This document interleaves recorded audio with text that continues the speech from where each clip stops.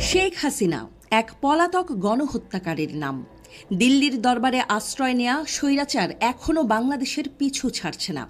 ক্ষমতা হারানোর শোক জোঁকের মতো লেগে আছে তার মগজে।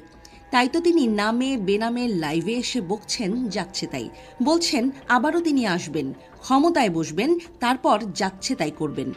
এসব আসলে কথার কথা। এই সান্ত্বনা পুরস্কার ছাড়া তিনি আসলে তার নেতাকর্মীদের আর কী বা করতে পারেন? কারণ যে নেত্রী তার নেতাকর্মীদের কিছু না বলে অথই সাগরে ফেলে পালান, তার তো এটুকু করতেই হবে।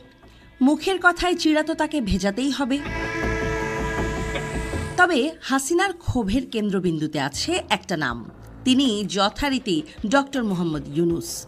কোনোভাবেই অন্তর্বর্তী সরকারের প্রধান উপদেষ্টাকে মেনে নিতে পারছেন না। নামটা মুখে নিলেই বিষহীন ধোঁড়া সাপের মতো ফোঁস ফোঁস করে ওঠেন। আক্রোশে ফেটে পড়ে তার চেহারাহীন লাইভ।